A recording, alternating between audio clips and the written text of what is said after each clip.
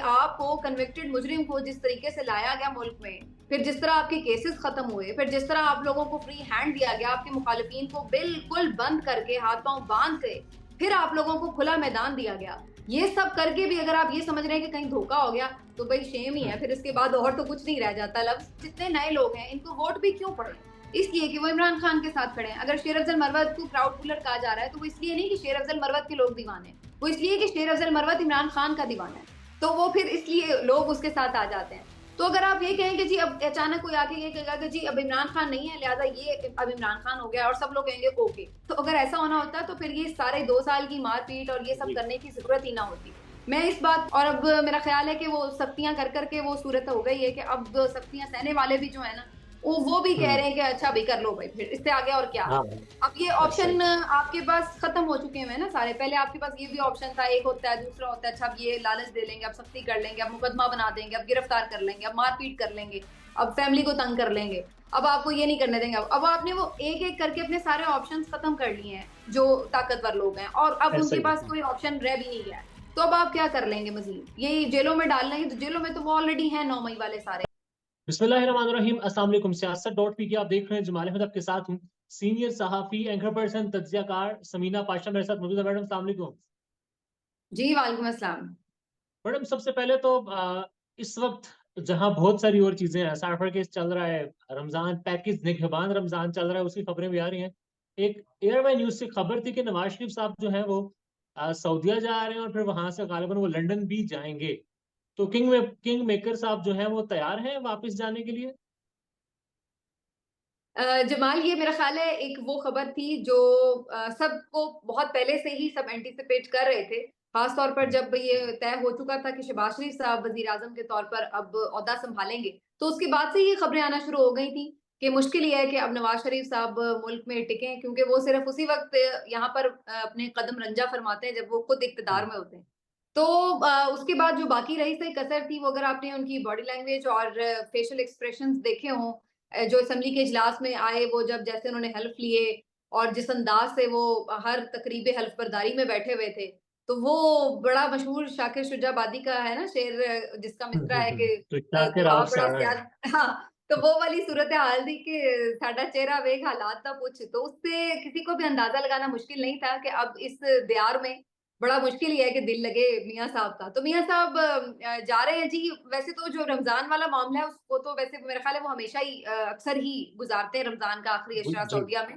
तो वो तो शायद उनकी एज़ पर रूटीन ही वो करेंगे, लेकिन इवेंचुअली ये ख़बर पहले भी आ रही थी कि वो फिर लंदन चले जाएँगे। कुछ इलाज का मामला होगा, कुछ हम्म। दिल का भी मामला होगा कि जो दिल नहीं लग रहा। लेकिन इसमें मैं एक चीज़ सिर्फ़ ऐड कर दूँ जमाल, ये देखिए कितनी वैसे अजीब बात है। मतलब मुझे ऑनेस्टली ये इसलिए इतना अजीब लग रहा है कि आपको यानी आपकी ज़ात जो है आपके लिए सबसे ज़्यादा इम्पोर्टेंट है, कि अगर मैं नहीं हम्म। बना मतलब आपकी जो जमात है, उसकी हुकूमत जी। है, आपका भाई अपना वो वज़ीर आज़म है, आपकी जो अपनी बेटी है, जो आपकी आगे सियासी वारिस भी है, वो वज़ीर आला है सबसे बड़े सूबे की, और आप खुद भी रुकने असेंबली हैं हम्म। और आप बहुत सारे मामलात में खुद उन्हें एडवाइस भी करें सब कुछ। लेकिन सिर्फ ये कि जी मैं खुद क्यों नहीं हूँ ओहदे के ऊपर, तो लिहाजा मैं जा हम्म। रहा हूँ। मतलब मुझे इस बात की समझ नहीं आ रही कि यानी मेरी ज़ात सबसे इम्पोर्टेंट है, मैं ही बस अगर मैं हूँ तो ठीक है, वरना मेरा चेहरा उतरा हुआ है भई। फिर मैं और नाराज़ ही इससे फिर ये रहा हूँ सबसे। मैं रूठा हुआ हूँ, अगर मैं नहीं बना तो मैं रूठा हुआ हूँ सबसे। तो ये तो अजीबो-गरीब सूरत-ए-हाल है कि मतलब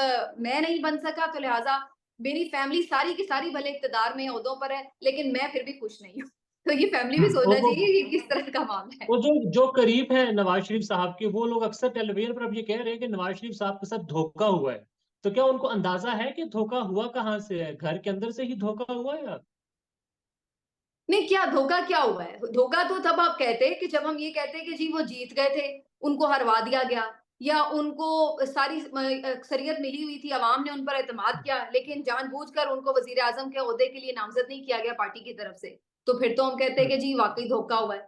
अब भई अगर आपको अवाम ने मुस्तरद किया, आप अपनी दोनों सीटें हार गए और फिर आपको तमाम तर सहूलतकारी भी की गई, हर तरह की सहूलतकारी के बावजूद भी अगर आप धोखे ढूँढते फिर रहे हैं, तो अल्लाह अल्लाह मतलब फिर उसके बाद मेरा ख्याल है एतबार क्या होगा कि आपको कन्विक्टेड मुजरिम को जिस तरीके से लाया गया मुल्क में, फिर जिस तरह आपके केसेस खत्म हुए, फिर जिस तरह आप लोगों को फ्री हैंड दिया गया, आपके मुखालिफिन को बिल्कुल बंद करके, हाथ-पाँव बाँध के, फिर आप लोगों को खुला मैदान दिया गया। ये सब करके भी अगर आप ये समझ रहे हैं कि कहीं धोखा हो गया, तो भई शेम ही है, हुँ, फिर इसके बाद और तो कुछ नहीं रह जाता लफ्ज़। मतलब है कि आप खुद अवाम ने आपको मुस्तरद किया है, धोखे आपने अवाम को दिए हैं और उन धोखों की वजह से अवाम ने आपको मुस्तरद किया है। अब आप इस चीज़ को फिर उसमें ये तलाश कर रहे हैं कि जी मेरे साथ कोई साज़िश हो गई है या क्या हो गई है। इतनी आप लोगों की बिल्कुल कम नशिस्तें थी, उनको इतना बड़ा मार्जिन करने की कोशिश या करके किसी तरह आपकी हुँ, हुकूमत बनवाई गई है। तो धोखा तो अवाम के साथ हुआ है, पूरे सबने मिलकर आप लोगों ने किया है। जो इमरान खान और पीटीआई के मुखालिफ थे, सियासी मुखालिफ भी और गैर सियासी मुखालिफ भी, उन सब ने मिलकर धोखा तो अवाम के साथ किया है। और आप हुँ, लोग ये बात कर रहे हैं कि जी उनके साथ धोखा हो गया। वो तो फिर भी फ़ायदे में रह गए हैं, हुकूमत भी बनवा ली, अपने केसेस भी खत्म करवा लिए। अब उनके वो हाँ। हसन हुसैन भी आए अवाम हुए हैं, बिल्कुल उनके भी जो है केसेस खत्म मतलब हो सबके अवाम खत्म हो अवाम साइड पर है। अवाम साइड पर है और अवाम जिसके साथ है इमरान खान उस पर जितने केसेज़ हैं वो तो चल रहे हैं। 3 केसेस में सज़ा हुई, 34 साल गालिबन कैद की सज़ा है। साइफर का एक केस है, अब वो केस इस्लामाबाद हाई कोर्ट में चल रहा है। कल मुअज़्ज़िज़ जज के ये रिमार्क्स थे कि ये तो एक सियासी तकरीर है इमरान खान के हवाले से और शाह साहब के हवाले से कहा कि इसका तो कोई सर पैर ही नहीं है। तो फिर सलमान सफदर साहब ने कहा कि इन्हीं मामलात पर 10-10 साल कैद सज़ा सुनाई गई। तो इमरान खान की ये बात दुरुस्त है ना, तब ये ओपन चलेगा तो अवाम को समझ आएगी कि हो क्या रहा है। साइफर का जो केस अब चल रहा है, सज़ाएँ इमरान खान का आज 2 केसेज़ में इमरान खान बरी भी हुए। अब किस तरफ मामला जाता है देखते हैं। साइफर के हवाले से क्या राय है वैसे आपकी? साइफर केस में अब मेरा ख्याल है कि जो एक हल्का-फुल्का सा भी कोई जवाज़ रह जाता है कि जिसके ऊपर आप कहें कि चलो यानी जितनी मर्ज़ी बदनीयती हो कि नहीं भई हर सूरत में ये केस बरकरार रखना है या सज़ा बरकरार रखनी है, तो उसके लिए भी आपको कोई हल्का-फुल्का भी, कोई बहुत ही कमज़ोर सा भी सही, कुछ ना कुछ तो जवाज़ चाहिए होगा। तो देखा जाए हुँ, तो अब जो हाई कोर्ट में समाअत हुई उसके बाद तो वो हल्का-फुल्का, बारीक-सा, बिल्कुल मध्यम कमज़ोर किस्म का भी जवाज़ जो है वो नज़र नहीं आ रहा है कि किस जवाज़ की बुनियाद के ऊपर जो है वो बरकरार रखी जाएगी सज़ा। तो इवेंचुअली तो लग रहा है कि इस केस को या तो इसकी सज़ा डिसमिस होगी या मेरा तो ख़्याल है इवन बरियत भी हो सकती है क्योंकि बिल्कुल किसी हुँ, स्टैंडिंग पे है ये नहीं है ये केस।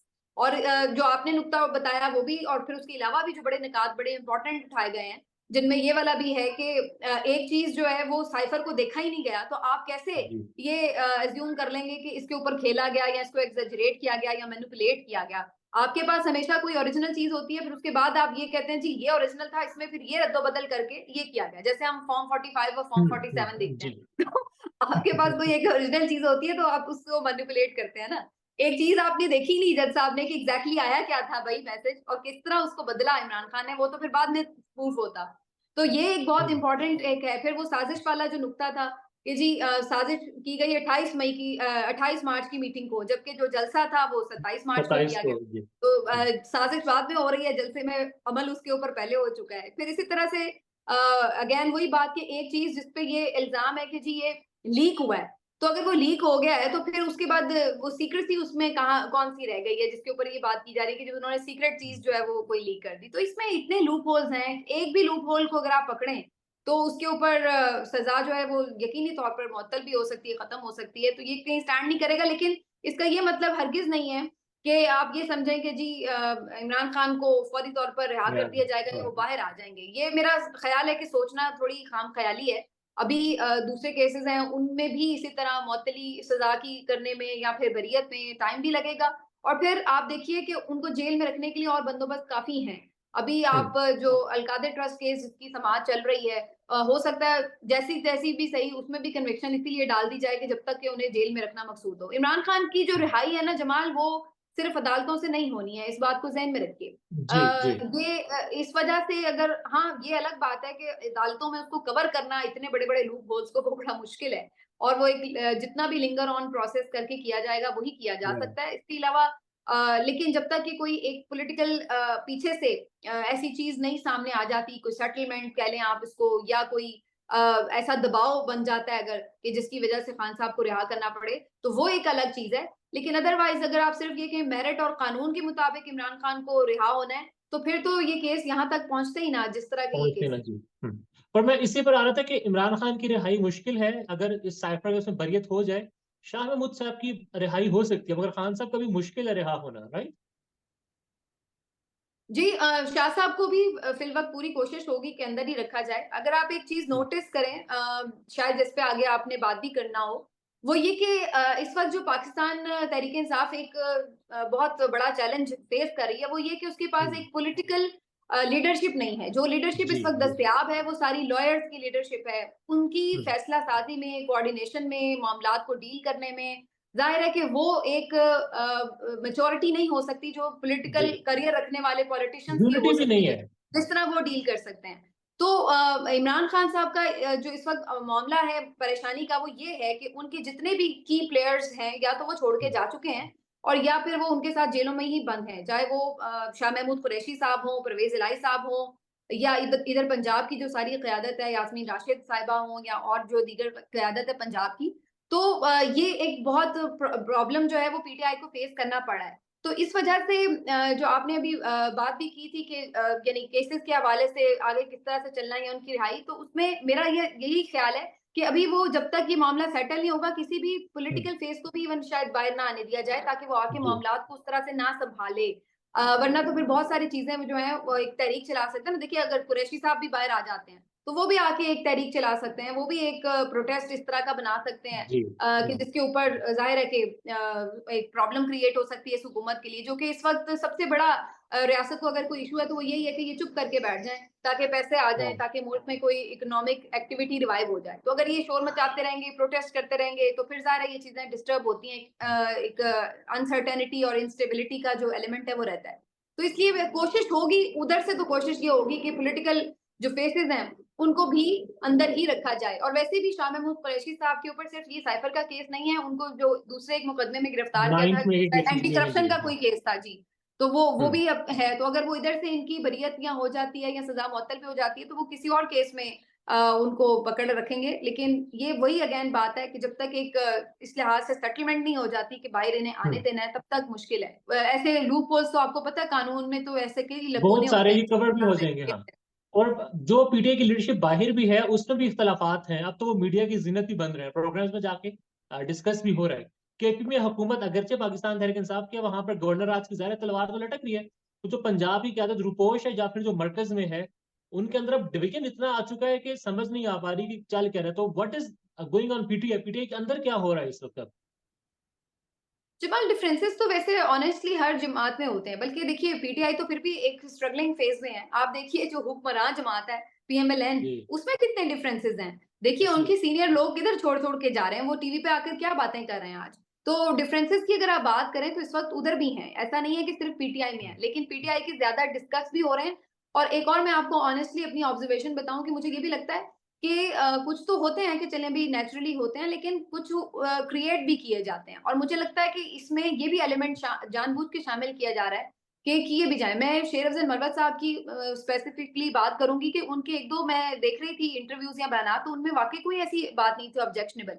हाँ, लेकिन जिस तरीके से वो रिपोर्ट हुई और उसके जो जिस अंदाज़ से उसको यानी एक पूरा उसका कॉन्टेक्स्ट बनाया गया, तो उसमें जानबूझ के ऐसा लगा कि एक कंट्रोवर्सी जो है वो जनरेट की गई। मैं इस बात पे ये नहीं कह रही कि शेर अफ़ज़ल मरवत साहब जो हुँ, हैं वो बिल्कुल सही स्टेटमेंट देते हैं। शेर अफ़ज़ल मरवत साहब बाज़-औक़ात गैर ज़िम्मेदाराना या यूँ कह लीजिए गैर मोहतात किस्म के स्टेटमेंट दे जाते हैं, जिसके ऊपर बाकी लोगों को मौका मिल जाता है कि वो खेल जाएँ। लेकिन हुँ, ऐसा नहीं है कि मुझे ये लगे कि वो हमेशा कोई ऐसे स्पाई हैं या कोई एक एजेंट हैं जो गलत तरीके से वो कर रहे हैं। मुझे अभी हाँ, तक ऐसा उनके कंडक्ट से कहीं से ऐसा फ़ील नहीं आता। बहुत से लोग ये भी बात करते हैं जी देखें वो गिरफ्तार नहीं होते बाकी। आप मुझे हाँ। बताएँ जमाल, कौन-सी और वकला की लीडरशिप है जो गिरफ्तार हुई है इनमें? क्या बैरिस्टर गौहर गिरफ्तार हुए हैं? या जो ये नईम हैदर अली पंजोता ज़फ़र, साहब हाँ। हैं वो गिरफ्तार हुए हैं? तो वकील जितने भी थे, अली बुखारी साहब हैं, शोएब शाहीन साहब हैं, जितने भी वकला हैं उन लतीफ़ कोसा साहब भी अगर हुए तो 1 आध दिन में बाहर आ गए। शेर अफ़ज़ल मरवत साहब भी हुँ, हुए तो 2-4 दिनों में बाहर आ गए।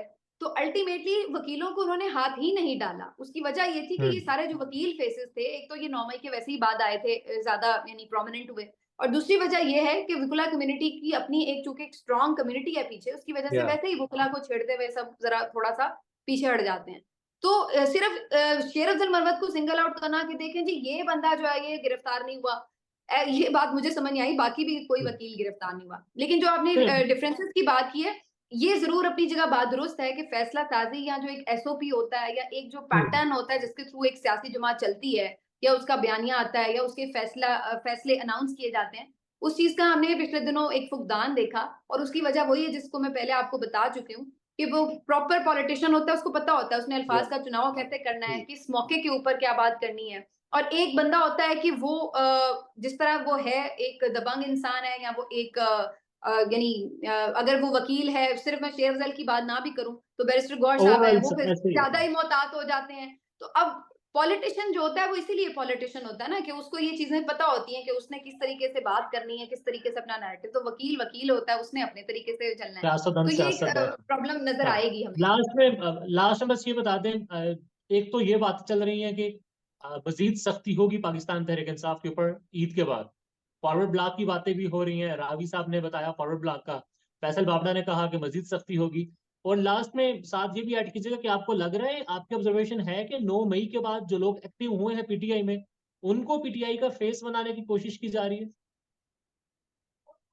देखिए, ये जो मर्ज़ी कोशिशें हो जाएँ इस तरह की, मुमकिन है कि किसी की ये ख़्वाहिश हो कि चलो जी किसी ऐसा बंदा को बना देते हैं जो कि हमारे लिए मैनेज करना आसान हो। लेकिन ऑनेस्टली अगेन वही बात आ जाती है जमाल, के पीटीआई जो है वो इस वक़्त सिर्फ़ इमरान खान है, और इमरान खान जो है वो पीटीआई है। आज ये जितने नए लोग हैं, इनको वोट भी क्यों पड़े हैं?